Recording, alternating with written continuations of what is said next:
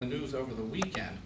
Um, this past Friday, a large group gathered in Washington, D.C., and in, I believe it's something like 129 cities across the country in protest.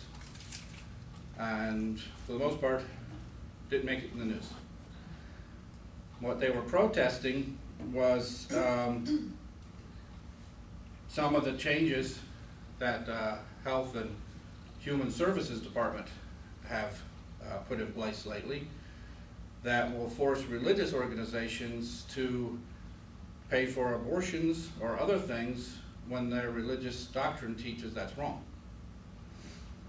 That they shouldn't be forced to do things, that we should have a freedom of religion in our country. Didn't get much press, and that's a shame, because I don't think many people realize how important this is. This is, well, the British would say, the thin end of the wedge. It's just a starting point. It'll get bigger and bigger and bigger. And one way that we know this for a fact is that it already happened in our country to some degree. There was a time when marriage was totally in the hands of the churches. We controlled it. It was the churches who decided who got married. It was the churches decided how the ceremony should be done. It was the churches decided if or how a marriage could end. Some churches, some religious groups made it fairly easy for a marriage to end.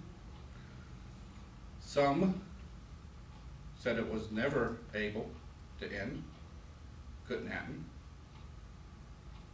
Some made it very, very difficult. That's what most did. A lot of hoops you had to jump through to ever get it, the marriage annulled, basically. But it was all in the hands of the church. Marriage was completely 100% and nothing to do with government at all. The only way in which the government got involved in the beginning was to pass a law, and this was a federal law that was passed, and it was one that some churches found upsetting, but most churches agreed with. They passed a law that said if somebody gets married in one church, it must be accepted everywhere in the United States. And they had to pass that law because there were some churches, take the Mormons, for example. They weren't accepted in every state. Matter of fact, here in Ohio, they had settled, tried to build churches, and were chased out of the state. And when they did finally settle and start building churches, Ohio didn't always recognize their marriages because they didn't want to recognize the Mormon church. That's just one example. There were other churches that other states didn't want to recognize. And it led to problems, as you can imagine. I mean, you may not want to move to Ohio, but if you happen to be passing through Ohio and something happened, they didn't recognize you as being a married couple. So the federal government passed a law saying that they all had to be recognized, and that was accepted. Because a few places fought it, a few churches fought it, but most people said, okay, I can understand the need for that. And that wasn't really interfering a lot with churches. It did some. But mostly what it was doing is saying that the state, the government, had to recognize that you're married, no matter what church you're married in. It was still making sure you were free. You could practice any religion you want, you could get married in any church you want, and the state has to accept and recognize that.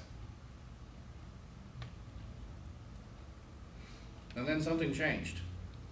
Somewhere along the way, government decided that it should get involved in marriage. And it hunted around for a way to do it, and it finally found one that had to do with health. You had to get a blood test before you're allowed to marry. The reason for that, of course, was it was to prevent the spreading of certain diseases. Okay? You got that certain disease without marriage. Wasn't sure how it was going to stop it from being spread. Of course, in some states they had a secondary reason. They were trying to be sure that people of different ethnic backgrounds didn't marry. You might belong to a church that says we have no problem with blacks and whites marrying. But if the state has to do a blood test on you, the state sees what color your skin is when you come in to take the test. Because you had to go down to their health department to take it. And they could find some reason in the blood work to say, no, sorry, that's not allowed.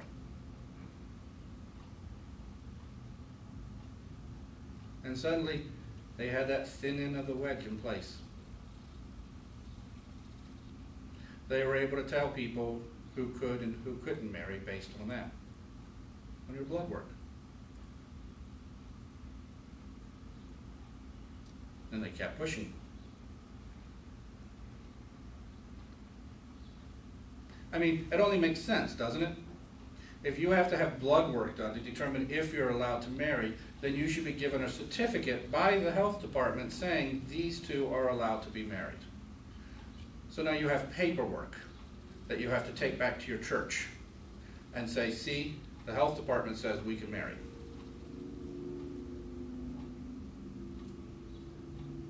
Well, that's good. Let's take it further, why don't we?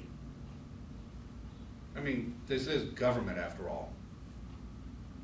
Government never saw an issue that they couldn't create a bureaucracy for. And the health department was just overrun with everything it had to do. So let's create a whole bureaucracy whose purpose is to give you a marriage certificate. But if we're going to all of that trouble, if we're going to go and create for you a whole bureaucracy that will certify you're allowed to be married, well, we shouldn't just call it a certification. We'll give you a marriage license and charge you a fee to obtain it.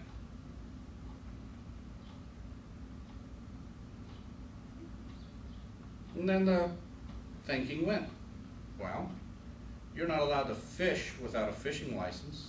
You're not allowed to drive without a driving license. All of this is provided by the state. Then you shouldn't be allowed to get married without a marriage license. And suddenly, well, not suddenly, it took years. But marriage went from being completely and utterly a religious institution to being a government institution.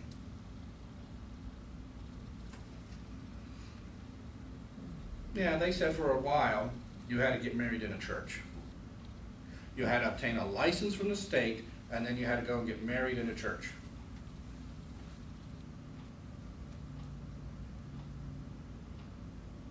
But some people complained.